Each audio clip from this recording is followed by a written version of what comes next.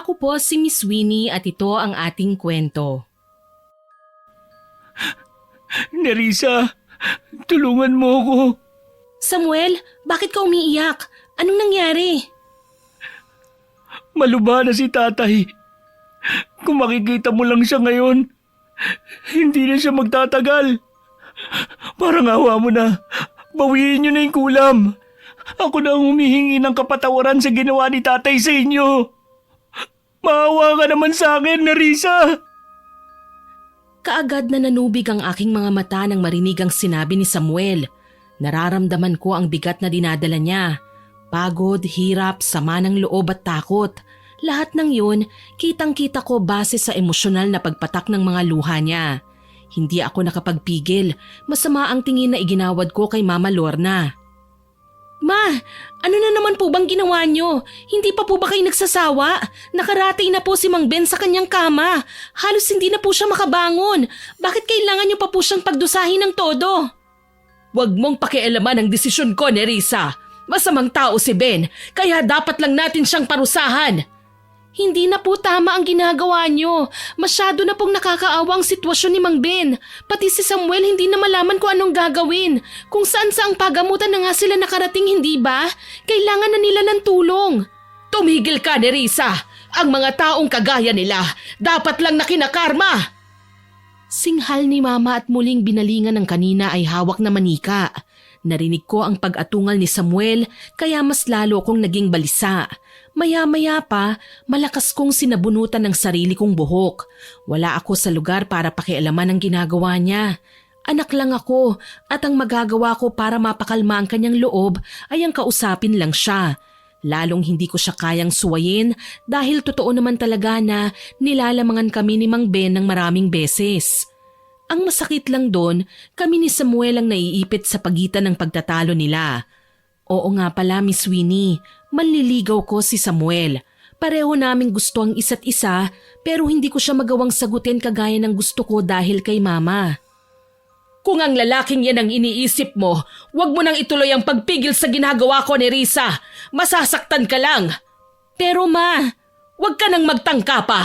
Nakatakda na ang kanilang kamatayan at wala na tayong magagawa para sa kanila. Ang mga taong mapanlamang kagaya ni Ben, sinusunog sa impyerno! Dahil sa narinig ay napaiyak ako at nagtatakbo palayo sa kanya. Hindi ko na nga pinakinggan maski ang pagtawag sa akin ni Samuel eh. Dire-diretso ko sa labas ng bahay, hilam sa luha ang aking mga mata. Gulong-gulo ang isipan ko. Dahil wala ako sa sarili, hindi ko na namalayan na nasa gitna ako ng kalsada. Huli na nang mapansin kong may humahagibis na sasakyan papunta sa kinatatayuan ko. Nakaramdam ako ng takot at naistatwa sa kinaroroonan. Bago pa man ako makaiwas, nakarinig ako ng malakas na pagbangga kasabay ng pagtilapon ko sa kung saan para akong lumutang sa bilis ng pangyayari, kasabay noon ang pagdilim ng aking paningin. Magandang araw po, Miss Winnie. Ako po si Nerissa, 35 years old sa kasalukuyan. Ang kwentong ibabahagi ko po sa inyo ay nangyari nung ako ay 19 years old pa lamang, taong 2010. Alam ko pong mahirap ipaliwanag ang naging karanasan ko. Hanggang ngayon dama ko pa rin ang sakit pero wala naman akong magagawa kundi ang tanggapin ito. Iniisip ko na lang na baka nagkapatawaran na kami ni Samuel kahit pinili namin na magkalimutan habang buhay. Para lubos po ninyong maintindihan ang kwento, sisimulan ko po sa panahong nanliligaw pa sa akin ang binata. Dati pang ayaw ng aking ina kay Samuel bilang boyfriend ko. Nanliligaw pa lang sa akin noon ang binata. Kung ano-ano na ang masasakit na salita na binabato niya sa lalaki. Ako naman ang mga panahong yon, isip bata pa, marupok at medyo nagre-rebelde sa paraan ng pagdidisiplina sa akin ni Mama. Kaya kahit marami siyang ipinagbabawal, sa katagalan nagawa ko siyang suwayin, makita at makasama lang ang lalaking matagal ko nang minamahal. Nerissa, kailan mo ba talaga ako sasagutin? Alam mong ikaw lang ang gusto ko. Ang hirap-hirap mong iwasan. Kahit pa ilang beses na akong pinagsabihan ni Tatay Ben na ibaling sa ibang babaeng nararamdaman ko para sa'yo. Talagang hindi ko kaya eh. Samuel, pareho lang naman tayo eh. Mahal na mahal nga kita, pero nahihirapan akong ipakita sa iyo ang totoong nararamdaman ko. Iniisip ko pa lang na maging boyfriend ka. Binabangungot na ako ng mga pangaral ni Mama. Parang nakabantay palagi sa akin ang presensya niya. Kahit anong gawin ko, hindi ko siya magawang baliwalain. Sa ngayon nga nahihirapan na akong mag-isip ng dahilan para lang makalabas ng bahay. Nauubusan na ako ng palusot para makipagkita sa'yo. Hindi mo kailangan matakot, Nerissa. Seryoso ako sa'yo. Nakahanda akong harapin si Aling Lorna kahit gaano pa siya kahigpit sa'yo. Saka bakit ba siya magagalit? Hindi ba siya dumaan sa pagkadalaga at ganyan na lang siya kung makapigil sa lahat ng gusto mong gawin sa buhay mo? Pwede ba wag mong pagsalitaan ng ganyan ng mama ko? Gusto kita, Samuel, pero kung lalaitin mo lang ang paraan ng pagdidisiplina sa akin ni Mama, mabuti pa wag ka nang magpakita sa akin. Pasensya ka na, Nerissa. Hindi ko lang naman napigilan na magkomento para namang pinanganak kahapon si Aling Lorna Hindi naman kita lulukuhin. Kaya nga ako nakikipagkita sa'yo kasi mas gusto ko na dinadalaw ka sa bahay ninyo. Kaya gusto kong makausap si Aling Lorna para makapagpaalaman lang na aakyat ako ng ligaw sa inyo. Nako, wag ka nang umasa. Sigurado ako magagalit lang si Mama kapag narinig niya ang sasabihin mo. Hindi naman ang katayuan mo sa buhay ang ikinagagalit niya Alam ko naman ang punot dulo ng hindi pagkakaintindihan nila ng tatay mo Alam ko naman yun, Nerissa. Bilib nga ako sa mga magulang natin Biro mo, kahit may issue na sila noong araw, nasisikmura pa nila makipagplastikan sa isa't isa. Kung umasta sila, parang walang nangyari. Yun ang mahirap, Samuel. Sila lang ni Mama at Mang Ben ang may problema. Nakikita mo naman, tapos parang tayo pang naiipit sa sitwasyon. Kung minsan gusto ko nang magsisi na ipinanganak pa ako sa mundo Parang wala rin naman akong ginawang tama. Hindi ko na lang magawang magmatigas kay Mama. Natatakot ako na baka kung ano ang gawin niya sa akin. Wala naman tayong kasalanan Kaya sige na, Nerissa. Sagutin mo na ako. Pangako, hindi ka magsisisi kapag naging boyfriend mo ko. Huwag kang matakot sa mama mo. Siguro mahirapan lang siyang tanggapin sa unang gagawin natin pero kalaunan, matatanggap din niya na kailangan natin maging tapat sa nararamdaman natin sa isa't isa.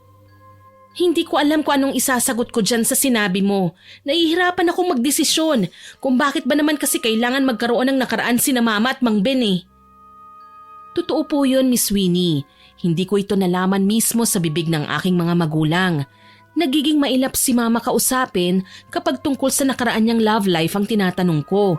Kaya naman iniiwasan ko na lang na mabanggit yon lalo na kapag naririnig ni Papa. Kaso lang, nagsimulang kumalat ang mga usap-usapan na nanligaw raw pala si Mang Ben kay Mama noon.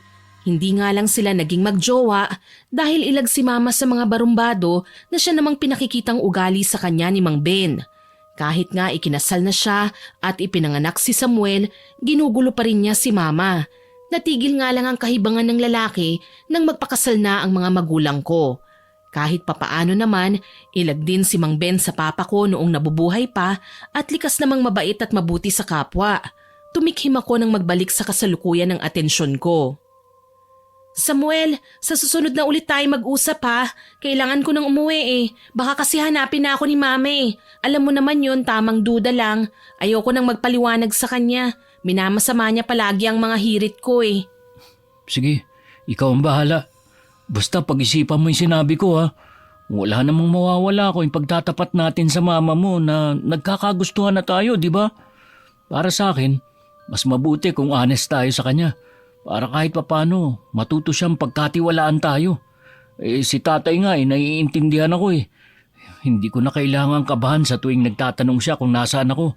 Kasi kahit ayaw niya sa'yo nung una, wala naman siya magagawa kundi ang tanggapin ka.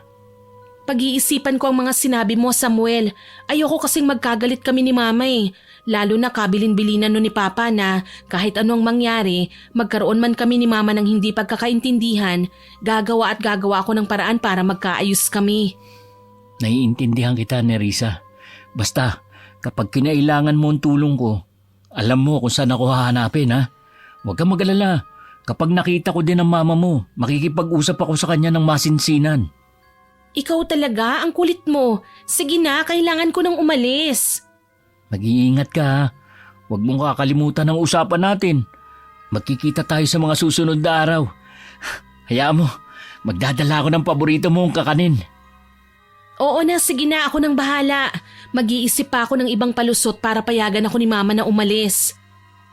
Umuwi ako ng bahay na lutang ang isipan, Miss Winnie. Hindi ko alam kung paano ako magpapaalam kay Mama. Halos lahat ng rason nasabi ko na sa kanya eh. Noong una naniniwala pa siya sa akin pero ngayon siguradong nagdududa na siya. Itanggi ko man ang mga pinaggagawa ko, marami na rin sa mga kakilala namin ang nakakakita sa akin dito sa lugar na tagpuan namin ni Samuel. Alam kong ilan sa kanila ay nagsusumbong na kay Mama. Samantalang alam ko pong hinihintay niya lang na magtapat ako sa kanya.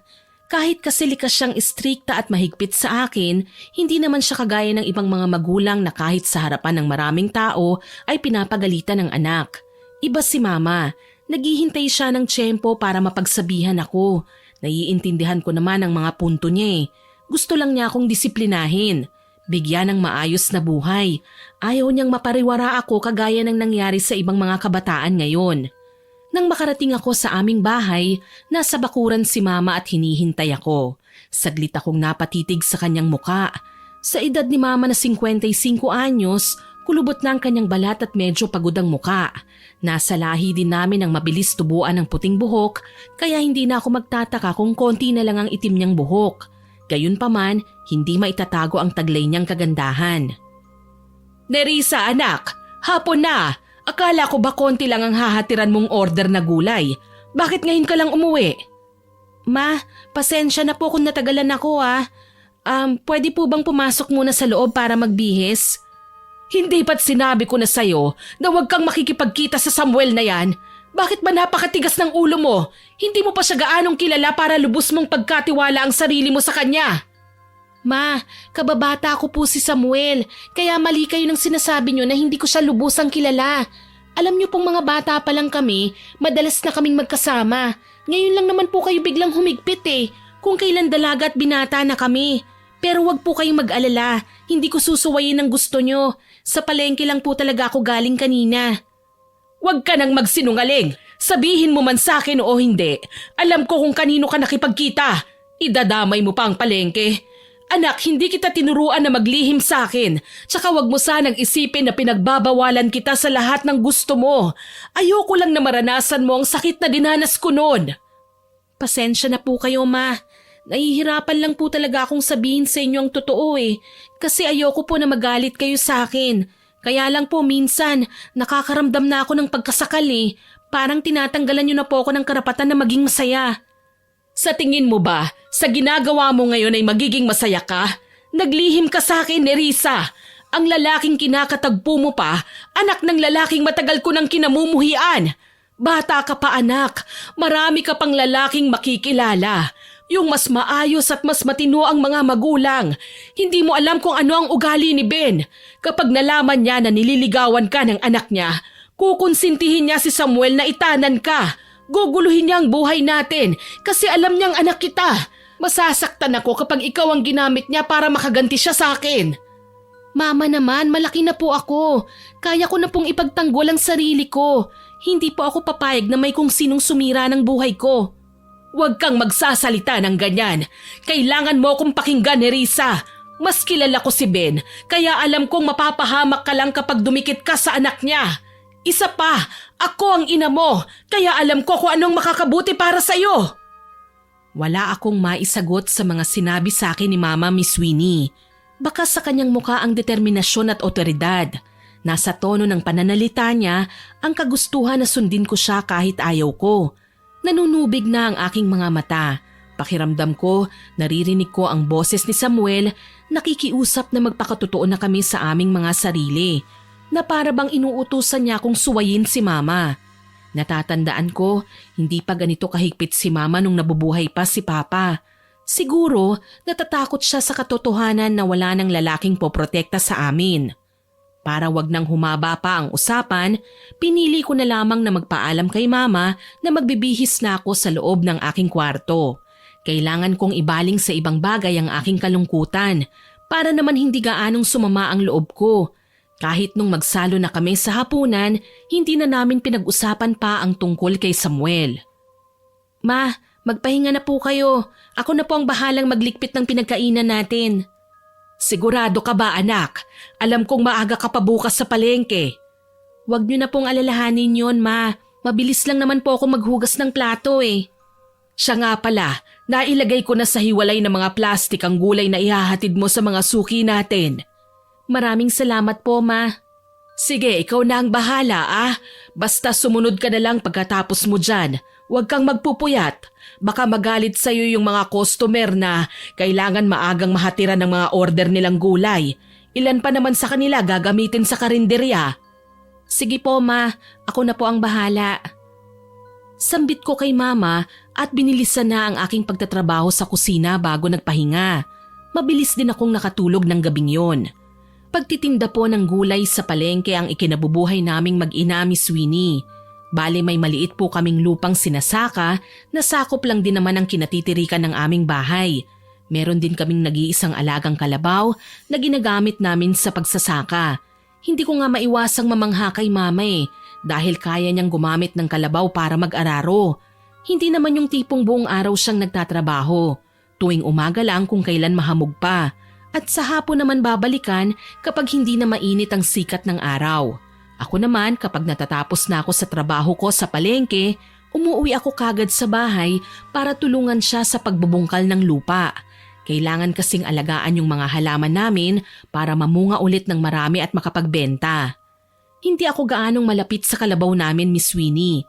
Si mama lang talaga ang nagtatali sa kanya at nagpapasilong sa malaking puno ng mangga sa likod ng bahay namin. Alam kong bago pa magdapit hapon, naipasilong na niya ang kalabaw. Kahit puro babae kami sa bahay, kampante naman po ako na walang sino man ang pwedeng magpakawala ng kalabaw o gumawa ng kung anumang kalokohan laban sa amin. Kahit papano, ilan sa mga malalapit naming kapitbahay ay nagtutulungan na mabantayan din kami. Kaya hindi ko lubos na maintindihan nang maging bisita namin si Mang Ben sa bahay pagsapit ng kinaumagahan. Nagulat ako kasi hawak niya ang tali ng aming alagang kalabaw. Ben, anong masamang hangin ang nagdala sa'yo dito sa bahay namin? Lorna! Pasensya na kung kailangan kitang puntahan dito sa bahay mo ngayon. Ibabalita ko lang sana na nakawala sa pagkakatali mo ang alaga mong kalabaw. Ano? Sigurado ka ba dyan sa sinasabi mo? Aba, sa tagal ko nang nagtatali ng kalabaw, hindi pa yan nakakakawala kahit kailan. Lorna, hindi naman siguro ako makakarating dito sa bahay niyo kung nagsisinungaling ako, hindi ba? Para kasing imposible ang sinasabi mo, Ben. Pasensya na talaga, pero hindi ako naniniwala sa sinasabi mo. Ikaw ang bahala, Lorna. Kung ayaw mo talagang maniwala sa akin, wala akong magagawa. Pero inaanyayahan kita sa bukid. Kailangan mo makita kung gaano kalaki ang nakain ng kalabaw mo mula sa mga halaman kong mais. Kabado kong nakikinig noon sa kanilang dalawa, Miss Winnie. Tinimbang ko ang sitwasyon. Kapag ganito kasing inihatid mismo ni Mang Ben ang tali ng kalabaw, siguradong magpapabayad siya sa damages na nilikha sa kanyang mga halaman. Kinakabahan ako dahil wala pa naman kaming pera. Halos manuyo ang lalamunan ko nang matapang siyang kinausap ni Mama. Sige, kung ganyan may nakain ngang halaman ng alaga kong kalabaw, kwentahin mo na lang kung ilang piraso at babayaran ko kada isa. Sigurado ka ba, Lorna? Marami-rami din yun. Obligasyon ko naman na bayaran ang sinira ng alaga kong hayop, hindi ba? Pero dadaan tayo sa legal na pag-uusap. Pwede mo akong ireklamo sa barangay at doon kita haharapin. Nang sa gayon malaman ko kung magkano yun kailangan kong bayaran. Siyempre kahit nasira ng alaga kong hayop ang halaman mo, hindi mo naman ako pwedeng lokohin na lang sa presyo. Napangisi si Mang Ben nang marinig ang sinabi ni Mama. Alam ko na darating ang panahon na magkakaharap sila. Pero hindi ko akalaing haharap ang ina ko sa kanya na matapang at malakas ang loob. Lahat ng banat sa kanya ni Mang Ben, may hirit kagad si Mama. Siya, kung yan ang gusto mo, pupunta ako mamaya sa tanggapan ng barangay. Irereklamo ko kay chairman na nangyari at padadalhan ka ng samon. Huwag kang mag-alala, Ben. Hindi ako kagaya ng iba na binabaliwala ang pagpapatawag sa barangay. Haharap ako doon. Alam ko naman na sasabihin mo talaga sa akin to. Kilalang kilala kita, Lorna. Ayaw mong makipag-areglo sa akin ng tayo-tayo lang. Kahit papano, Gusto mo na may ibang saksi sa magiging bayaran natin. Tuso ka pa rin hanggang ngayon eh. Hindi ka pa rin nagbabago. Huwag mo nang pahabain pa ang sasabihin mo. Abala akong tao. Marami pa akong kailangan gawin ngayon. Kung hindi naman masama para sa'yo, baka pwedeng umuwi ka na. Iwanan mo na kami. Sige, aalis na ako. Maraming salamat sa pakikipag-usap. Umalis nga kagad si Mang Ben at naiwan kaming dalawa ni Mama. Tinanaw ko ng tingin mula sa bintana ang papalayong lalaki. Si Mama naman, naririnig ko ang mahina niyang pag-ismid na para bang nasira na ang buong araw niya nang makita niya si Mang Ben. Hindi ako kagad nakapagsalita pero maya-maya pa nagdesisyon ako at hinarap ang aking ina. Ma, malaking halaga po ba ang babayaran natin sa pinsala na ginawa ng kalabaw natin? Huwag kang matakot anak, kaya nga makikipag-areglo ko sa kanya eh. Pero kailangan sa barangay hall gagawin. Alam mo kapag dumaan tayo sa legal na proseso, wala na siyang magagawa. Hindi na siya makakahingi sa atin ng kahit na ano. Naiintindihan ko po ma, nag-aalala lang po kasi ko dahil puro lalaki po ang makakaharap natin. Sabihin mo nga sa akin anak, saan ka ba nag-aalala? Sa resulta ng magiging pag-uusap namin ni Ben o sa pagkikita niyo ni Samuel? Baka naman ayaw mong magkagulo dahil masisira ang pagliligawan yung dalawa. Ma, hindi naman po sa ganon. Nag-aalala lang po talaga ako sa magiging reaksyon ni Mang Ben. Baka masamain niya ang kagustuhan niyo na sa barangay natin sila kausapin. Kanina napapansin ko pa ang mga tingin ni Mang Ben. Kakaiba, may ibig sabihin. Sinabi ko naman sa'yo, hindi ba? May kakaiba sa lalaking yon. Kaya nga habang maaga pa, pinapaiwas na kita sa anak niya. Kung ano ang ugali ng ama, siya rin ang bunga. Kaya kung ako sa'yo, lumayo ka na sa Samuel na yan. Kita mo nga, nanliligaw pa siya sa'yo, gumagawa na ng kasamaan sa atin ang ama niya. Paano pa kaya kapag sinagot mo na ang lalaking yan? Ma, pakinggan naman po muna natin ang sasabihin nila. Baka kasi hindi naman talaga ganun kalaki ang pinsala eh. Tignan natin. Hindi na ako sumagot pa sa sinabi ni Mama. Kahit kailan, hindi rin naman po ako mananalo sa kanya. Lahat na lang ng sasabihin ko, palagi siyang may panlaban na komento. Inasikaso ko na lang ang sarili at nagbihis. Nakahain na si Mama sa mesa nang lumabas ako ng kwarto. Hindi pa rin kami nag-iimikan hanggang sa tuluyan na akong magpaalam sa kanya. Swerte naman na may napadaang tricycle sa kinatatayuan ko kaya nagmamadali ko yung pinara. Marami-rami akong dalang gulay. Ingat na ingat din ako na baka mabugbog ang mga yon. Bukod sa mga mamimili na gumagamit ng gulay sa karinderya, may mga suki din akong mayayaman na kailangan kong bigyan ng maganda at sariwang gulay. Sa katunayan, hiyang-hiya ako sa kanila nang maabutan silang naghihintay sa akin sa pwesto namin ni Mama sa palengke. Mga ma'am, sir, pasensya na po kayo ha. Medyo natagalan po ako eh. Hindi po kasi ako kagad nakasakay eh. Naisip ko na lang na ipalusot para wag na silang magtanong. Mabuti naman at naintindihan ako ng aking mga suki. Tuwang-tuwa sila sa mga gulay na nai-distribute ko sa kanila kaya kahit papano may ibinigay sila sa akin na tip o di kaya ang sasabihin nila, keep the change. Nerissa! Oh, Samuel! Anong ginagawa mo rito? Akala ko ba sa mga susunod na araw tayo magkikita? Bakit parang sinadya mo pa ako dito? Malayo ang palengke sa bahay niyo, hindi ba? Nabalitaan ko kasi kay tatay yung nangyari. Ang kwento niya nakawala daw yung alaga niyong kalabaw mula sa pagkakatali. Ang problema, sa maisan namin nakarating yung kalabaw at marami-rami rin sa nakain dun. Buti na lang, hindi ganun kasama ang loob ni tatay sa nangyari. Sa katunayan, inisip niya na hindi naman sinasadya yun eh. Kaya sinabi ko sa kanya, wag na lang naming ireklamo sa barangay. Unang pagkakataon pa lang naman nangyari yun eh, kaya kung tutuusin, first offense pa lang yun. Talaga? Anong sinabi ng tatay mo? Yun nga, nagpunta siya sa bahay niyo. Kaso, nagalit daw sa kanya yung mama mo. Pinagsabihan pa siya na hindi magbabayad dahil wala naman daw siyang kasalanan. Hindi daw niya alam kung paano nakawala yung kalabaw sa pagkakatali. Ano? Sigurado ka, Samuel? Parang mali ang sinabi ng tatay mo ah. Kasi nasa bahay pa ako nang magkausap sila ni Mama. Narinig ko kung anong pinag-uusapan nila. Alam ko na nagkasundo sila na ipapatawag ni Mang Ben si Mama sa barangay para isettle ang problema. Kaya kung anong sinabi ng tatay mo sa'yo, mali yun. Talaga? Ibig mong sabihin, nagsisinungaling sa akin si tatay? Parang imposible naman yata mangyari yun. Hindi ko alam kung bakit. Basta ako, alam ko mismo sa sarili ko na hindi ako nagsisinungaling. Pero bakit naman yun gagawin ni tatay? Alam mo kasi Samuel, hindi sa kinakampihan ko si mama ha, pero kilala ko siya eh. Alam kong maingat siya sa mga alaga naming hayop. Kapag sinabi niya na maayos niyang itinali sa puno ang alaga namin, asahan mong totoo yun. Hayaan mo, kakausapin ko si tatay. Samuel, naiisip mo ba kung anong naiisip ko? Ha? Ano ba yun? Pareho nating alam na ayaw ng mga magulang natin na maging magjowa tayo, hindi ba? Paano kaya kung ginawa lang nilang kaguluhang ito para magkasira tayo?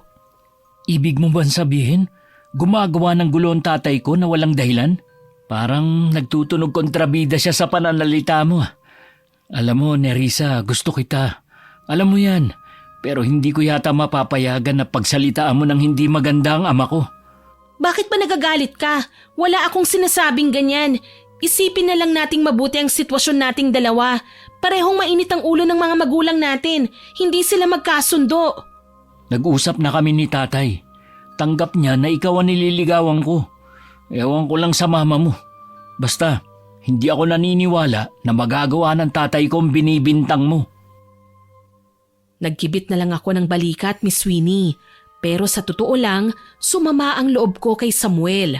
Para kasing pinalalabas niya na sinungaling ang mama ko at iresponsable sa mga alaga naming hayop.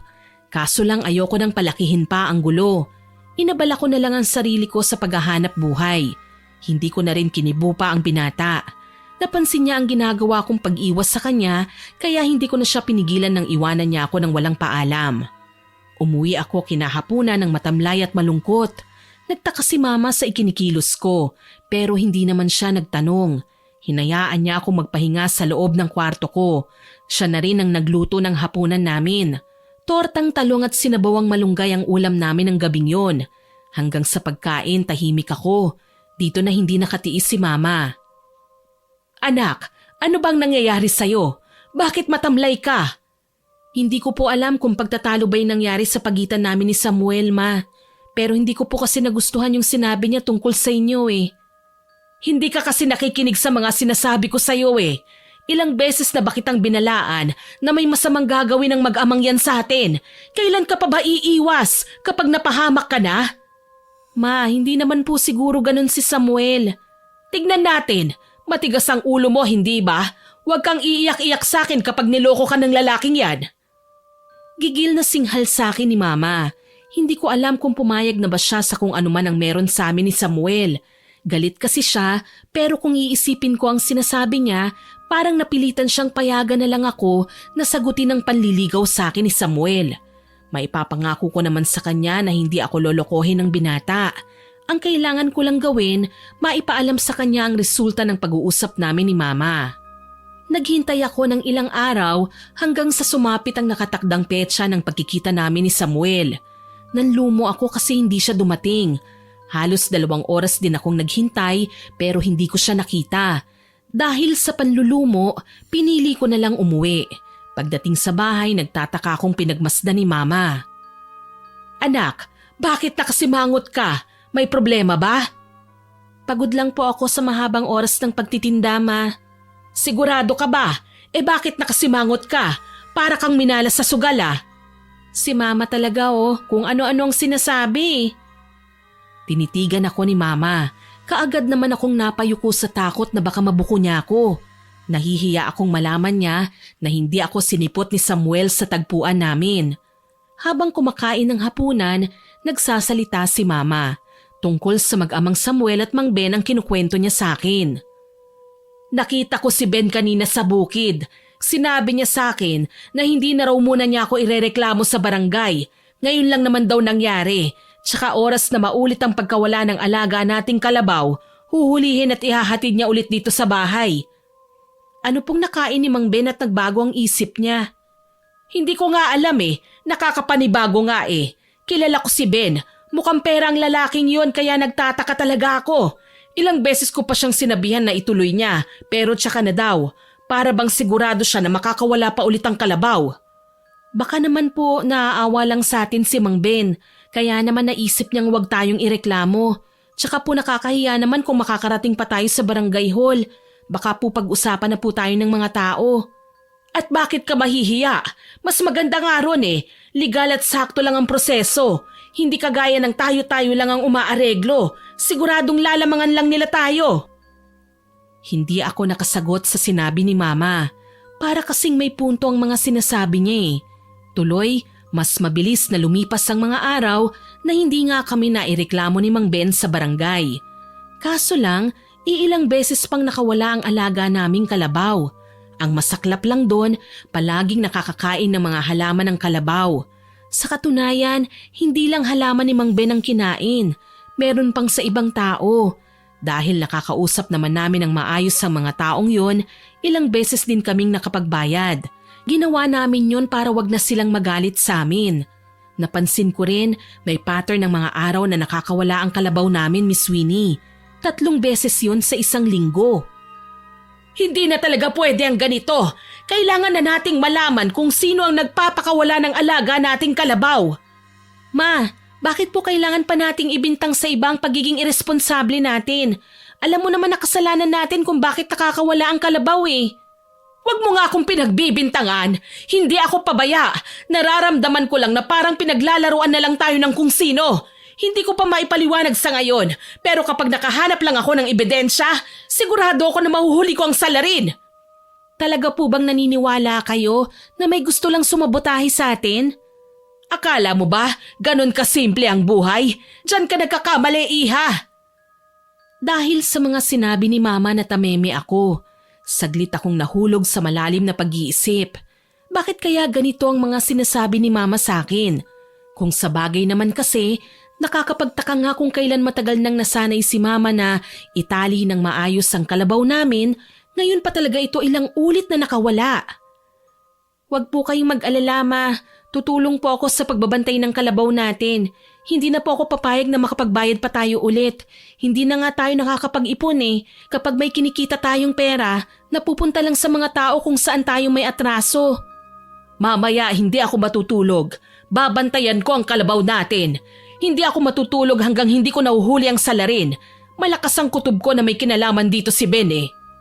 Hayan na naman po kayo eh. Kung ayaw mong maniwala sa akin, wala na akong magagawa dyan, anak. Ang mahalaga, nasabi ko na sa iyo ang lahat ng napapansin kong kakaiba. Hindi ko na rin pagbibintangan si Ben. Malakas lang talaga ang pakiramdam ko na may kinalaman siya sa nangyayari. Hindi nga natulog si Mama pagkatapos naming maghapunan. Nag-abang siya sa likod bahay, sa harap ng puno ng mangga, kung saan nakatali ang alaga naming kalabaw. Hindi siya kita ng kahit na sino dahil ang kinaroroonan ni Mama ay may mga matataas na halaman. Ako naman ay hindi rin makatulog. Kinakabahan ako dahil baka kung ano ang mangyari kay Mama. Naisip kong sumunod sa kanya sa pinagtataguan. Nakasilip din ako sa puno kung saan naroon ang aming kalabaw. Ilang oras din kaming naghintay nang mapagtanto kong tama nga si Mama. May namataan kaming papalapit sa kalabaw. Isang lalaki, walang dalang ilaw pero kita namin siya dahil sa liwanag na dulot ng bilog na buwan. Si Mang Ben, nakangisi pa ang lalaki nang makita niyang nakapatay na ang mga ilaw sa aming bahay bago siya lumapit ng tuluyan sa kalabaw. Mayabang ka, Lorna. Ngayon, sisiguraduhin ko na mas maraming tao ang magrereklamo laban sa'yo. Tatayo sana ako para kumprontahin si Mang Ben pero pinigilan ako ni Mama. Walang ingay siyang umiling-iling kaya wala akong nagawa kundi ang manatili sa aking kinaroroonan. Matagumpay ngang nakuha ni Mang Ben ang kalabaw. Hinila niya yon palayo kaya nagkaroon ako ng pagkakataon na kausapin ulit si Mama. Bakit niyo po ako pinigilan? Kinuha na niya ang kalabaw natin oh. Paano kung maisipan niyang ibenta? Paano na tayo, Ma? Pag nanakaw ang ginagawa niya eh.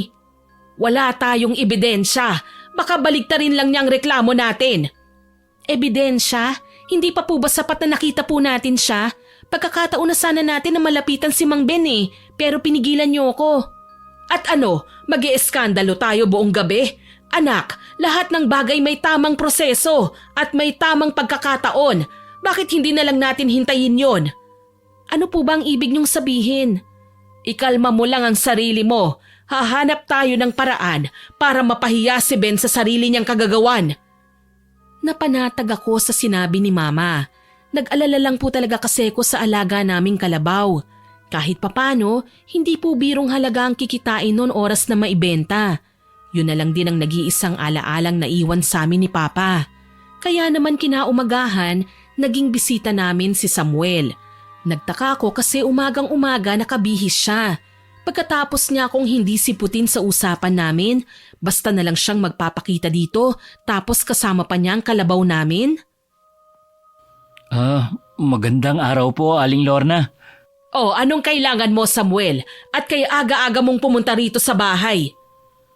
Isosoli ko lang po sana yung kalabaw nyo. Naligaw na naman po kasi sa bukid namin eh. Tapos mas maraming halaman ng nilantakan. Talaga ba? Sa pagkakatanda ko, 3 beses na itong nangyayari ah. Naghintay ako ng summon galing sa barangay pero wala namang dumating. Sabihin mo nga sa akin, Samuel, inireklamo ba talaga ako ng ama mo o baka naman sinasadya niya lang ito? Pasensya na po kayo, Aling Lorna. Ayaw lang po kasi ni tatay ng gulo kaya hindi na niya pinalaki pa ang issue. Kayo-kayo na lang daw sana magkasundo. Hindi ako papayag sa gusto niya. Hindi pa ako ganun katanga para basta na lang maniwala sa mga sinasabi mo sa akin. Kilala ko ang ama mo. Alam kong marami siyang kalokohan kaya kung ako sa'yo, umuwi ka na sa bahay niyo at sabihin mo sa kanya, kailangan naming magkaharap sa barangay dahil kung hindi siya ang ipakukulong ko. May ebidensya ako na pinakawalan niya ang alaga kong kalabaw sa pagkakatali. At sabihin mo rin sa kanya, kahit ubusin pa ng alaga kong kalabaw ang halaman niya at iba pang pananim sa bukid, hinding-hindi ako magbabayad. Ma, tama na po. Wala naman pong kasalanan dito si Samuel eh. Naghatid lang po siya ng balita. Ano, Nerissa? Porke nandito si Samuel, magbubulag-bulagan at magbibingi-bingihan ka na lang sa mga nakita mong ginawa nila. Tumigil ka nga dyan, ha? Huwag mong hintayin na sumagad na ang pasensya ko sa'yo. Huwag kang makikisali sa gulo kung ayaw mong tumulong. Pasensya na po, Ma. Hindi ko po sinasadyang makisali sa usapan niyo. Kaagad akong tumalikod para iwan sina Mama Lorna at Samuel. Nahihiya ako sa ginawang pakikipag-away ni Mama kay Samuel. Totoo naman kasi na nakita namin si Mang Ben na pinakawalan ng kalabaw namin. Paano ko yun ipapaliwanag kay Samuel nang hindi niya mamasamain ang pagsusumbong ko? Nung huling nagkausap kami, hindi kami nagkaintindihan eh. Kaya naman ayoko nang ipahamak pa ako ng sarili kong bibig. Umalis si Samuel na hindi nagagawang makipag-areglo kay Mama. Alam kong masama na naman ang loob niya. Kung bakit naman kasi kailangan mangyari sa amin ito eh. Kinahapunan, isang tanod ang naging bisita namin sa bahay. May dala siyang sulat na ang nilalaman ay imbitasyon ni Chairman. Nakatakda ng magharap sina Mama at Mang Ben sa tanggapan ng barangay. Magaling! Ito na ang pinakahihintay kong sandali. Haharapin natin sila, Nerissa. Ibubuking ko ang mag-ama sa harapan ng maraming tao. Paano po kapag nagkamali tayo? Siguradong tayong mapapahiya. Wala ka bang tiwala sa akin, anak? Meron po, Ma. Kay Mang Ben po ako walang tiwala. Natatakot ako na baka kung anong gawin niya. Si Samuel naman, napapansin kong nagbabago ng pakikitungo niya sa akin. Ang ibig sabihin lang niyan, mas mahalaga talaga sa kanya ang ama niya kesa sa'yo. Kaya huwag ka nang umasa pa na bibigyan ka niya ng importansya. Niloloko ka lang niya. Walang ibang magkakampi rito, anak. Tayong dalawa lang. Tapatin niyo nga po ako, Ma. Ano po ba talaga ang nangyari dati? Dati kong manliligaw si Ben, pero hindi ko siya sinagot kasi nga kilala ko siyang barumbado. Minasama niya yon. Siguro gumaganti siya sa akin ngayon, kaya niya pinipilit na gumawa ng gulo sa pamamagitan ng pagkalas niya ng tali ng kalabaw natin para makapaminsala sa iba. Ang babaw naman po yata ng rason niya. Bakit ngayon pa niya naisip na gumanti? Ngayong matatanda na kayo? Tsaka binasted lang siya, hindi mo siya sinaktan ng todo. Dapat nga magpasalamat siya eh. Kasi nga nagawa mo pang magpakatotoo sa kanya kaysa patuloy siyang umaasa sa maling paniniwala na pwede po kayong maging kayo. Hindi mo ko naiintindihan, anak. May lahing baliw si Ben. Mula pa sa mga magulang niya at naniniwala ako pati na rin ang mga kaapu-apuhan nila. May nakatakdang edad kung kailan lumalabas ang kabaliwan. Ito talaga ang dahilan kung bakit ayokong makipaglapit ka sa anak niya. Darating din ang araw na mababaliw si Samuel, kagaya ng ama niya. Mahabang paliwanag sa akin ni Mama. Hindi ako makapaniwala sa mga narinig ko. Akala ko, biruan lang ng mga kalaro namin dati yung tungkol sa pagkabaliw ng pamilya nila Samuel. Natatandaan ko kasi dati kapag naglalaro kami at nakikisali si Samuel sa mga kalaro ko, tinataboy siya ng mga kapwa ko bata. Kinatatakutan siya sa kaalamang baka raw siya biglang manakit o manakal ng tao. Naaawa ko sa kanya noon pero hindi ko siya maprotektahan. Kapag ginagawa ko kasi, ako naman ang inaaway ng mga kalaro ko. Hindi na nila ako sinasali. Kinabukasan, maaga pa lang ay nasa tanggapan na kami ng barangay ni Mama. Kay tapang ng anyo ni Mama, para bang wala siyang kinatatakutan. Sa katunayan, binati pa niya ang sekretarya ng aming kapitan at naupo sa loob ng opisina kung saan sila mag-uusap. Magpapaiwan sana ako sa labas pero kinawayan ako ni Mama at sinabing tumabi ako sa kanya. Mama, doon lang po muna ako sa labas. Hihintayin ko na lang po kayong matapos. Hindi pwede. Isa ka sa magsasalita at magbibigay ng impormasyon kay Kapitan sa kung anong pinag-usapan namin ni Ben kaya kailangan ka rito. Sige po ma, dito na lang po ako sa tabi nyo. Huwag na po tayong maingay. Natatanaw ko na po si Mang Ben na papasok dito sa kwarto. Kasama niya po si Samuel. Baka mamaya, hindi ka na makapagsalita kapag tinanong ka ha? Bago pa man ako makasagot, pumasok na sa loob ang iilan sa mga kawani ng barangay kasama ang sekretarya pati na rin si chairman. Kanya-kanya sila ng upo sa monoblock chair na nakahilera sa may mahabang mesa.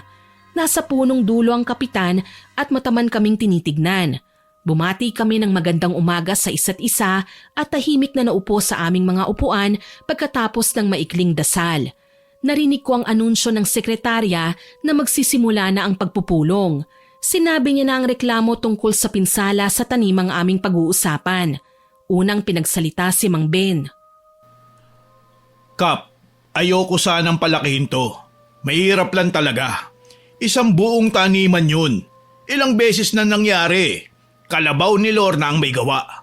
Hindi ko naman kasalanan kung pabaya ang may-ari. Hindi ako pabaya! Tama ka naman. Kung isang beses lang yun nangyari. Kaso, paulit-ulit na lang eh. Malulugi na ako kung halos gabi-gabi na lang nilalantakan ng kalabaw niya ang mga pananim ko. Ano nang aanihin ko? Alam niyo naman na yun lang ang pangkabuhayan namin ng anak ko. Ako pa ngayon ang mali? Hindi mo ba naaalala? Ako ang nag-udyok sa'yo na ireklamo mo na lang ako sa barangay kasi ikaw naman ang may problema sa akin eh. Mas gusto kong dito natin pag-usapan ng mga bagay-bagay. Pero anong ginawa mo? Pinalagpas mo ang unang pagkakataon na nakawala ang kalabaw ko. Pagkatapos, naulit pa yun ng ilang beses. Mabuti na lang mababait ang mga kapitbahay na nadamay sa pagkawala ng kalabaw ko sa pagkakatali.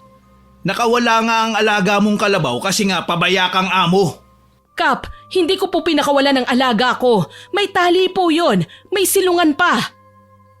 Nagulat ako dahil mukha talagang biktima si Mang Ben.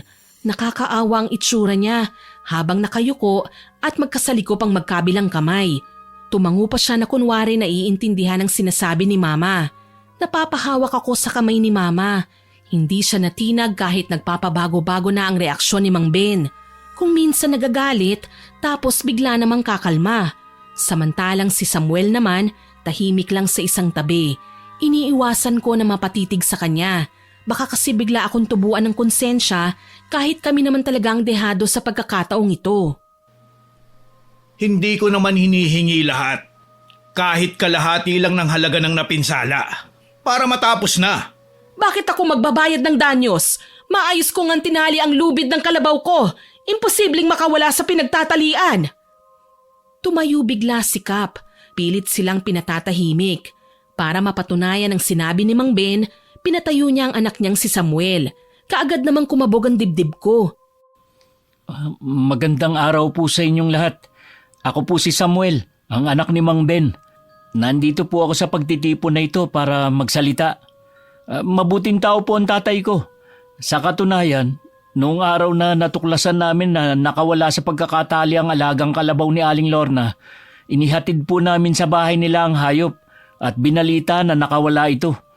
Pinaalam ni tatay na malaki-laking bahagi ng taniman namin ang sinira ng kalabaw nila. Kinain ng mga halaman pati na yung mga bunga. Kaso lang po, nagalit si Aling Lorna nang humingi ng kaunting bayad si tatay para makabawi kami sa puhunan. Teka, hindi totoo yan. Kap, nagsisinungaling po ang lalaking yan. Nasa bahay po ako nang mangyari ang pag-uusap nila Mang Ben at ng mama ko. Ang eksakto pong sinabi ni Mama, tutal naman po marami-rami ang pinsala ng kalabaw, daanin na po namin sa legal na usapan.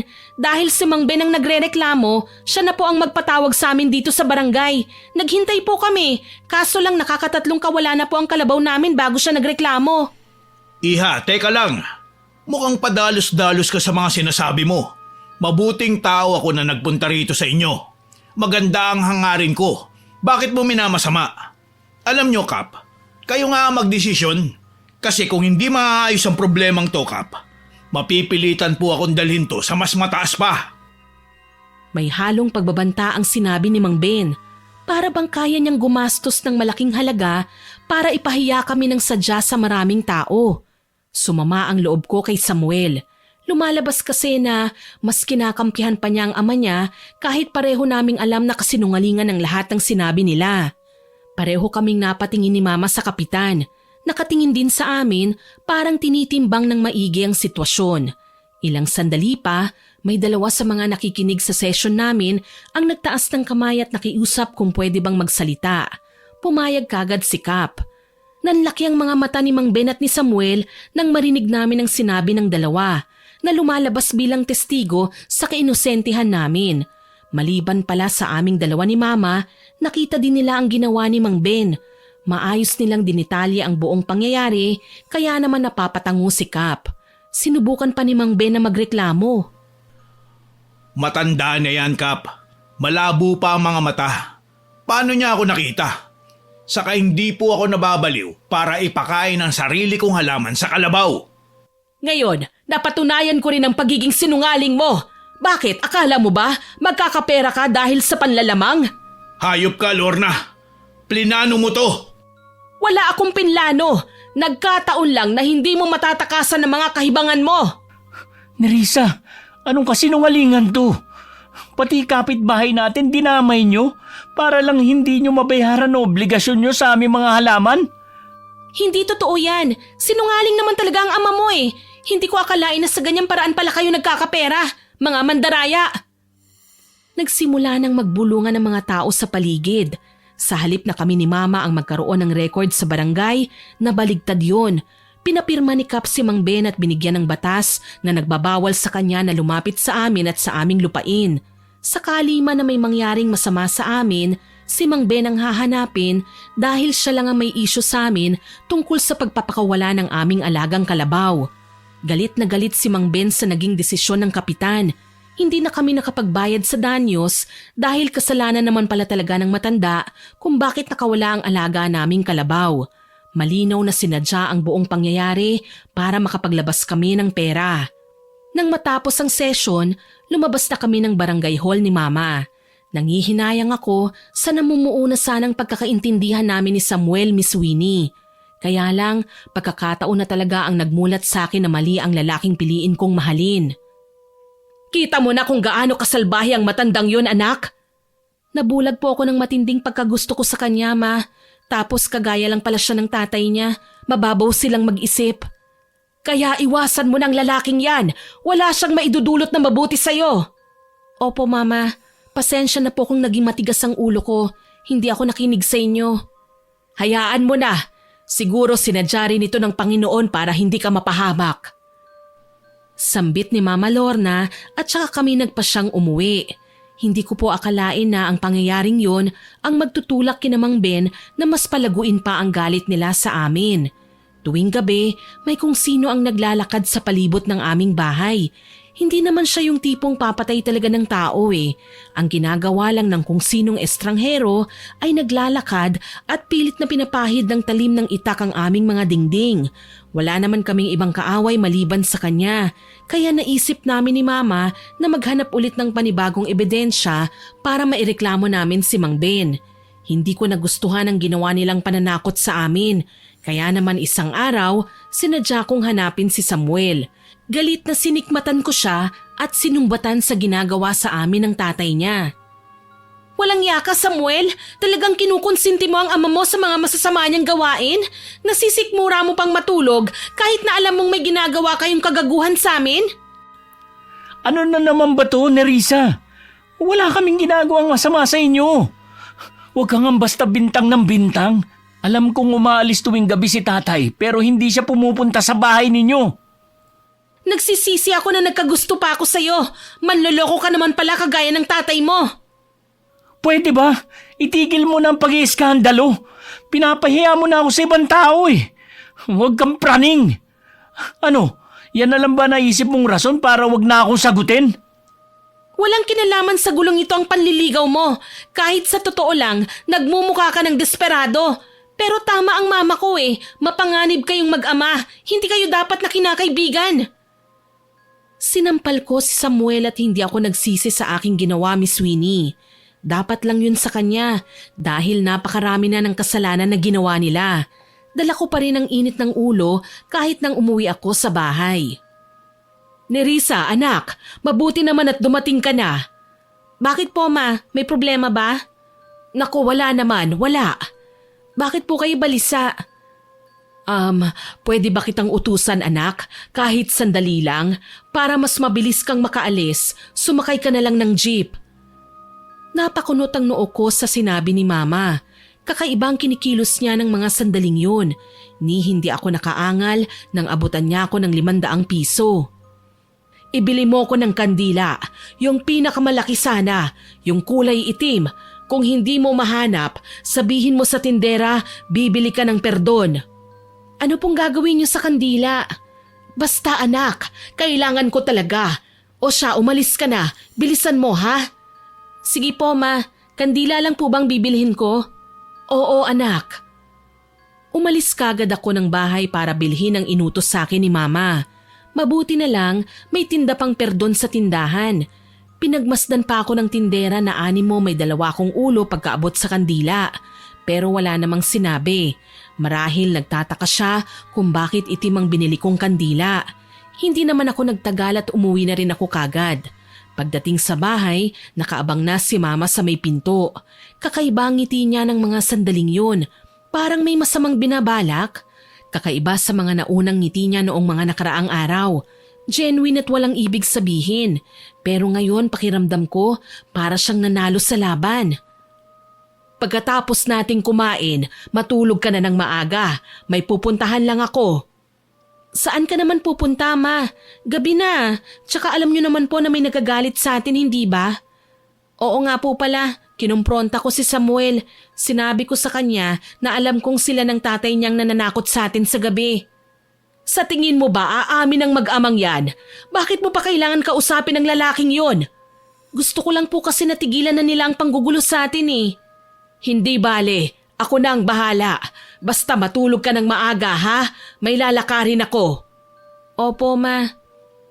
Pagkatapos naming maghapunan, ako na ang nagligpit ng pinagkainan namin. Tahimik akong naghugas ng plato habang pinakikiramdaman ko si mama. Nagbihis siya at kinuha ang pamilyar na basket na lalagyan niya ng mga mahahalagang gamit na pinamana sa kanya nila lolo at lola. Sa pagkakaalam ko, may reputasyon ng pagiging salamangkero noon si lolo.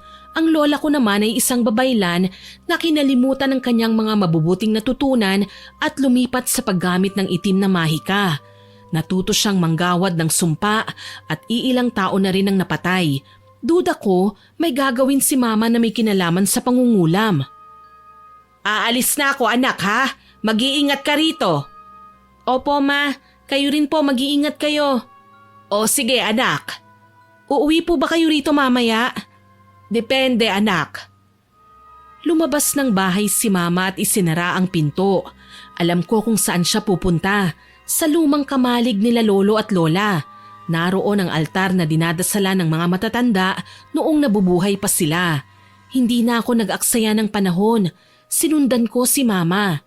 Kagaya ng inaasahan, nasa loob na siya at nakaluhod sa harapan ng altar. nagdarasal at may tinataas na kulay itim na manika. Inaalay ko ang manikang ito bilang representasyon ni Benjamin Agapito. Lahat ng gagawin ko sa manika mararamdaman niya. Natutup ko ang bibig nang marinig ang sinabi ni Mama. Hindi ako makapaniwala. Marunong siyang mangulam. Base sa narinig kong pangalan, si Mang Ben nga ang kanyang kinukulam. Anong nakain ni Mama at nagawa niyang kulamin si Mang Ben? Alam kong may kasalanan siya sa amin, pero akala ko ba mas pinili ni Mama ang legal na paraan? Bakit niya kailangan gumanti?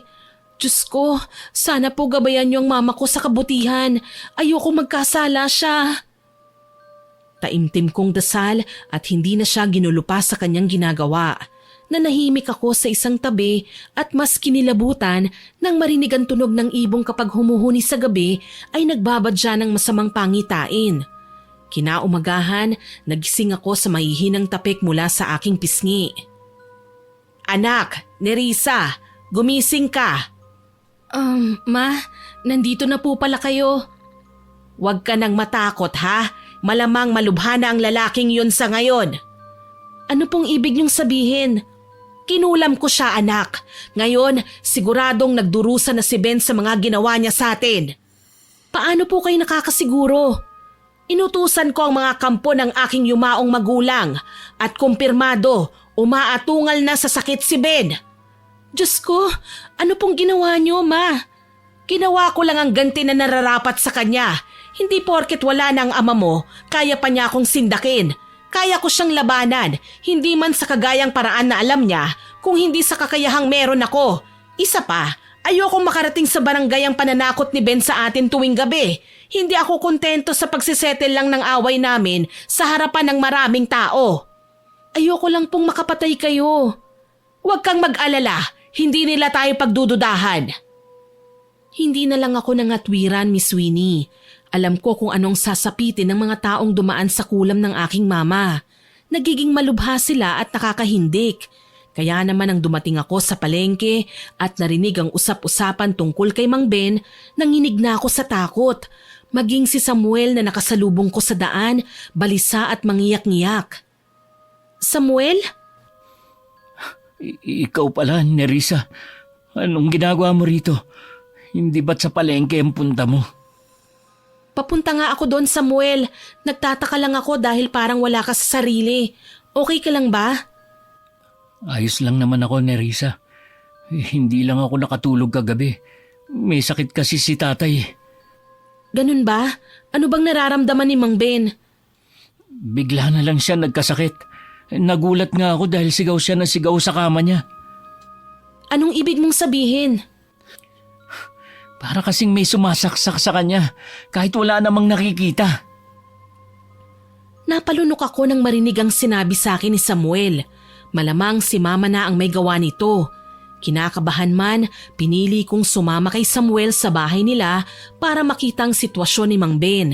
Hindi ko mapigilan ng matinding awa nang makitang nakaratay si Mang Ben sa kama. Parang ang bigat-bigat ng katawan niyang kumilos. Maski ang paglingon sa paligid ay hindi niya magawa. Mang Ben, ano pong nangyari sa inyo? Hindi ko alam kung ano nangyayari. Basta na lang ako nakaramdam ng matinding sakit ng katawan. Masahol pa sa sinasaksak ako ng tunay na itak. Bakit niyo naman po nasabi yun? Basta nararamdaman ko lang. Malungkot akong napayuko. Hindi ko magawang sabihin na alam ko kung ano talaga ang nangyari sa kanya. Na may kinalaman naman talaga si Mama sa pagkakasakit ni Mang Ben. Isipin ko pa lang kung anong hiwagang nangyayari sa kanyang katawan, nandidiri na ako. Nerissa, ang mabuti pa dito na lang tayo sa labas mag-usap. Kailangan ni tatay na magpahinga. Ano ba kasi ang nangyari? Nagsimula ang pagkakasakit niya ng gabing umuwi siya galing sa bahay niyo. Bahay namin? Pero hindi siya nagpunta doon. Tsaka bakit sa gabi? Pasensya na kung kailangan ko magsikreto sa'yo, Nerissa. Sorry kung nagawa kitang traidoren para konsintihin ang ama ko. Samuel?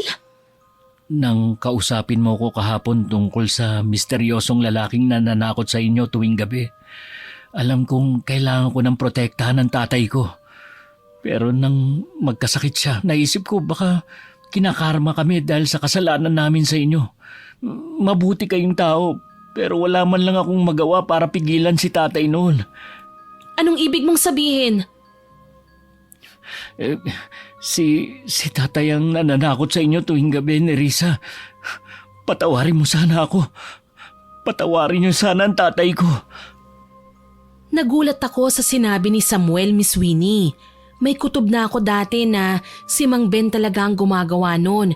Pero iba pa rin talaga kapag umamin sa akin ng taong tunay na may kasalanan. Kaya naman gayon na lang ang pagkabog ng dibdib ko. Nanubig ang mga mata at kalaunan ay masama siyang tinignan. Bakit nga ba, Samuel? Anong kasalanan namin sa inyo? Ang sabi ni tatay, galit siya sa mama mo kasi pinaasa siya ni Aling Lorna. Mas nadagdagan pa ang galit niya nang mapahiya kami sa barangay. Walang yan naman pala kayo eh. Bakit nyo nagawa sa amin to? Kayo naman ang nagsisimula palagi ng gulo eh. Sayang lang talaga kasi nung bigyan na ako ng pahintulot ni mama na kahit galit siya, nagbabalak na akong sagutin ka. Paano ko naman gagawin yun? Ngayon alam ko na ang kalokohan nyo. Ang sama-sama nyo, Samuel. Pati ikaw, kinonsinti mo ang kasamaan ng tatay mo kahit alam mong masama. Hindi namin sinasadya, Nerissa. Gusto ko lang ipaalam sa iyo para malaman mo ang totoo. Samuel! Samuel! Anong ginagawa mo? Ano bang pinagsasabi mo sa babaeng yan? Nang marinig ko ang boses ni Mang Ben, gigil ko siyang nilapitan sa kanyang kinahihigaan. Dinuro-duro ko ang matanda habang puno ng hinanakit ang aking tingin sa kanya. Ikaw, Mang Ben, matanda na po kayo. Pero bakit nyo nagawang manlamang ng kapwa? Ilang beses nyo bang pinakawalan ng alaga naming kalabaw? Sinubukan nyo pa kaming pagkaperahan pero napahiya kayo, hindi ba? O ngayon, nalaman ko mula sa anak nyo na kayo palang aswang na gabi-gabi na lang nang gagambala sa amin. Tinatakot mo pa kami ng itak mo? Anong klaseng utak po ba meron kayo? Bakit ganyan kayo mag-isip? Hindi ko matanggap na mas maayos ang buhay ni Lorna kaysa sa akin. Ginusto ko siya, pero pinaasa niya ako. Aba, kasalanan nyo na po yun, Mang Ben. Huwag nyo pong isisi sa mama ko ang pagiging bobo nyo. Nerissa, tama na yan. Ngayong alam ko na ang totoo, subukan niyo po kaming guluhin ng mama ko. Sisiguraduhin ko nang dadamputin kayo ng mga pulis. Wika ko sa kanilang dalawa at saka ko sila iniwan. Hindi na ako nakapagpigil eh. Humagulgol ako nang makalabas na ng bahay. Ngayon nasabi ko na rin ang hinanakit ko sa mag-ama.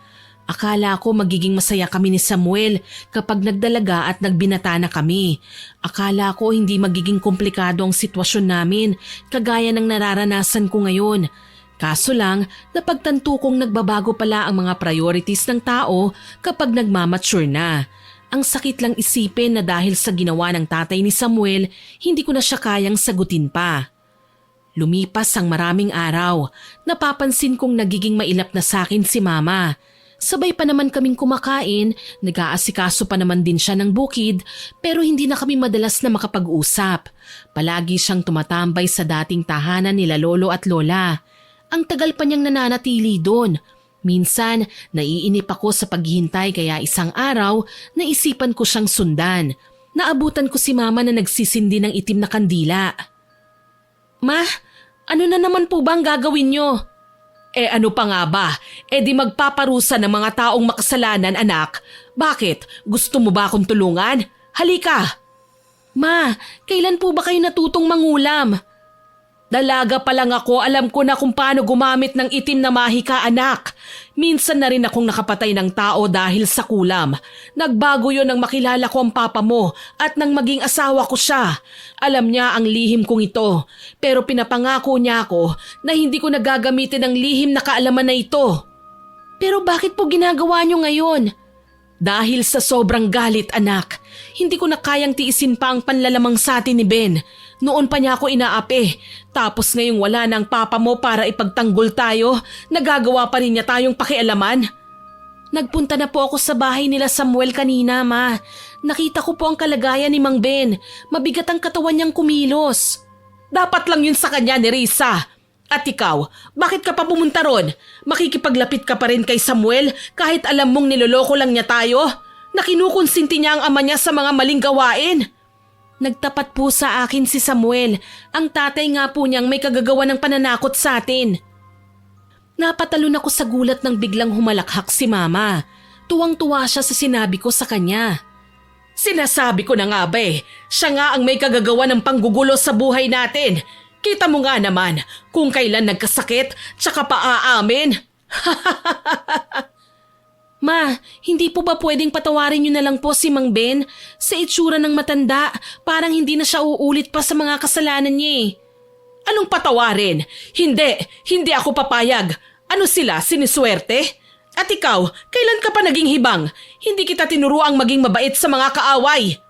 Pero ma, akala ko po ba matino tayo? Hindi po ikaw to eh. Hindi mo kayang manakit ng ibang tao. Bakit bigla kayong nagbago? Binabago ng kasamaan ng mga naaapi anak.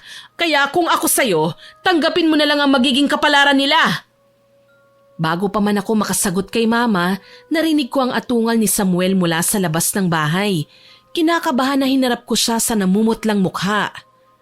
Samuel, kanina ka pa ba dyan? Oo, at narinig ko lahat ni Risa. Gusto kong sisihin ang sarili ko dahil sa pagkonsinti ko kay tatay. Pero kahit kailan, hindi ko inisip na kayo pala ng mama mo may kasalanan ng pagkakasakit ni tatay. Ngayon Samuel, alam mo na ang pakiramdam ng nilalamangan? Masakit hindi ba? Lalo na kung hindi mo alam kung paano makagante. Aling Lorna, ako na po nakikiusap sa inyo. Patawarin niyo na po ang tatay ko. Pangako, hindi ko na siya hayaang pangguluhin kayo. Huwag mo akong uutusan. Hindi pa sapat ang pagdurusa ni Ben. Kailangan niyang matuto. Kaya ikaw lalaki, kung ayaw mong magaya sa ama mo, wag mong ipagkakalatang nalalaman mo tungkol sa akin sa kahit na kanino. Pero Aling Lorna... Umalis ka na! Gigil na gigil at halos saniban ng masamang espiritu na wika ni Mama. Maski ako, natakot ng mga sandaling yon, Miss Winnie. Hindi ko akalaing makakapagsalita ng kay bangis si Mama. Pakiramdam ko, nilalamon ang pagkatao niya ng isang hindi nakikitang elemento at gustong kontrolin ang pag-iisip niya. Kaya naman pinili kong manahimik sa isang tabi. Kinaumagahan, nauna pang nagising sa akin si Mama. Parang ang hindi siya natulog dahil nanlalalim na ang kanyang mga mata at bumubulong-bulong na siyang mag-isa. Nag-alala ako. Nilakasan ko ang loob ko na lumapit sa isang kilalang albularyo at ikinuwento ang mga nalalaman ko. Sabi ng albularyo, nilamon daw si Mama ng matinding galit. Kung magagawa kong sunugin ang iilan sa mga rebultong sinasamba ni Mama na patungkol sa kulam, pwede pa siyang bumalik sa dati. Hindi na ako nag-atubili pang gawin yun. Sinunog ko ang mga bagay na may kinalaman sa pangungulam ni Mama. Galit na galit siya sa akin nang malaman niya ang ginawa ko, Miss Winnie. Pero nanindigan ako na gusto ko siyang bumalik sa dati, yung walang nagkokontrol sa kanya. Kahit papano nagtagumpay naman ako, pero kahit pala sunugin ko ang mga rebulto at iba pang gamit, hindi mawawala ang kulam sa katawan ng isang taong isinumpa. Kaya naman lumala ang kalagayan ni Mang Ben. Nalaman ko yon nang dalawin ko sa bahay nila ang lalaki. Kumusta na si Mang Ben? Mas lumalala ang kalagayan niya ni Risa. Sa katunayan, kung saan saang ospital na kami nakalipat. Pero hindi nila mapabuti ang kalagayan niya. Yung likod niya nagsusugat at may naglalabasang bubuyog. Alam kong hindi siya gagaling kapag simpleng doktor lang ang gagamot. Baka kailangan ng bawiin ng mama mo ang kulam ni Risa. Sigurado ka ba sa sinasabi mo, Samuel? Mukha ba ako nagbibiro? Ni Risa, tulungan mo naman ako. Kausapin natin si Aling Lorna. Halos maglumuhod na pakiusap niya sa akin. Nang makita ko naman ang personal ang kalagayan ng matanda, naluha ako. Masahol pa siya sa na-stroke. Hindi na makagalaw at nagsusugat-sugat ang likod. Nilalangaw na rin siya at hindi ko kayang tagalan ang pagsinghot sa masangsang niyang amoy. Hindi ko maipapangako na matutulungan kita dahil ang mama ko rin ngayon parang nawawala sa katinuan. Minsan maayos siyang kausap pero kapag naaalala na naman niyang may gagawin siyang ritual, para na naman siyang sinasapian. Kailangan din niyang madala sa albularyo. Susubukan kong kausapin siya.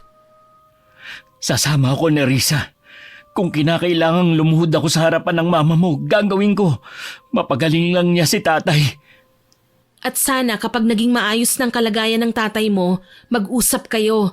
Huwag mo na siyang hahayaang gumawa ng masama sa kapwa. Tangulang ang sinagot ni Samuel sa sinabi ko at umaasa naman ako na tutuparin niya yon. Tahimik kaming dumating sa bahay. Hindi ko na napigilan ang panlalaki ng mga mata ko nang maabutan si mama sa aktong nag-oorasyon habang may hawak na manika. Mukhang nagsasagawa na naman siya ng ritual para makapanakit ng tao. Nagkasagutan kami ni mama nang makita kong umiiyak na ng todo si Samuel. Minasama ni mama ang sinabi kong itigil na niya ang kahibangan niya dahil mahina na ang mga kalaban. Humantong ang pag-uusap namin sa pagtakbo ko palabas ng bahay patungo sa kalsada dahilan para mabundol ako ng sasakyan. Hindi ko makakalimutan ang tagpong yon sa buhay ko, Miss Winnie. Kahit nangihina ako at nanlalabo ang tingin, naririnig ko ang nag-aalalang pagkausap sa akin ni Samuel kasama ang taong nakabundol sa akin. Sinasabi niya na wag akong matulog pero nawalan pa rin ako ng malay. Nang magising ako, nakabantay sa akin si Samuel. Namumugto ang kanyang mga mata. Nerissa, buti naman at gising ka na. Samuel, anong nangyari? Nasaan ako? Nandito ka sa ospital. Mabuti na lang at hindi ka tinakbuhan ng mayamang lalaking nakabundol sa'yo. Huwag mo na ding alalahanin ang bayarin sa ospital. Binayaran niya na yon. Sa katunayan, pati nga ang mama mo, tinulungan niya eh. Anong ibig mong sabihin, Samuel? Nang mabundol ka nung araw na yon, hinabol kita. Hinabol ka din ng mama mo kaso nahuli kami. Duguan ka ng nakahandusay sa lupa. Huwag ka mag-alala. Wala ka namang major damage sa mga buto mo. Sinailalim ka na din sa CT scan at okay naman ang resulta mo. Kaso lang, bumigay na ang mama mo. May nangyari bang masama sa kanya? Anong ibig mong sabihin na bumigay? Tuluyan ang nabaliw ang mama mo. Kaya kailangan siyang dalhin sa mental hospital. Napaiyak ako dahil sa masamang balita ni Samuel. Hindi ko akalain na magugulo ang buhay namin ng ganito kalala. Masahol pa ako sa naulila, Miss Winnie. Pero anong magagawa ko? Nangyari na ang mga nangyari. Halos lumuhod din ako nang malaman mula kay Samuel na namatay na rin ang tatay niya. Hindi na kinaya ang sobrang paghihirap. Patawarin mo ang mama ko, Samuel. Sobra lang siyang nasaktan sa mga pangyayari. Patawarin mo kami. Ang lakas ng loob kong sabihin sa'yo na huwag mong kukonsintihin ang masamang gawain ng tatay mo. Pero hindi ko naman nagawa sa sarili ko. Pareho tayo nasaktan, Nerissa. Pero hindi natin masisisi ang mga sarili natin.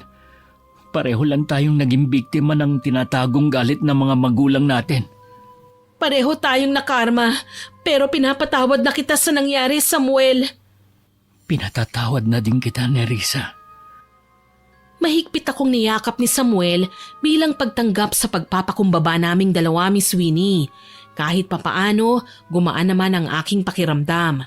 Nang makalabas ako sa ospital, pinuntahan ko ang mama ko sa mental. Medyo maayos na ang kanyang pakiramdam.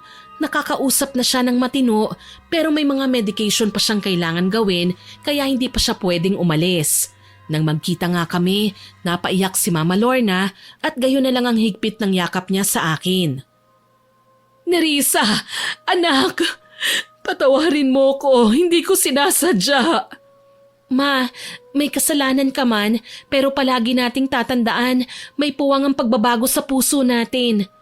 Hindi ko man lang nabawi kay Ben ang isinumpa kong kulam sa kanya. Namatay siyang nagdurusa. Ma, nasa mabuting kalagayan na po ngayon si Mang Ben. Siguradong napatawad ka na niya. Kaya patawarin niyo na rin po ang sarili niyo, Ma. Sana, Nerissa, hinding-hindi ko makakalimutan ang pagsubok na to sa buhay natin. Niyakap ko ulit si Mama. Alam kong dahil sa mga pinagdaanan namin, magbabago na siya.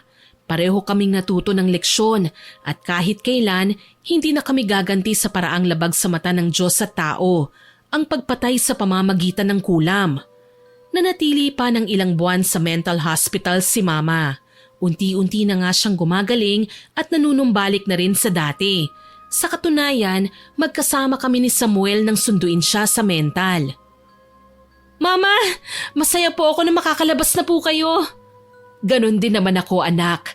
Naku, kung alam mo lang, mamimiss ko rin ang mga baliw na nakasama ko. Si Mama talaga nawala na nga ang pagiging istrikta, naging palabiro naman. Kumusta po, Aling Lorna?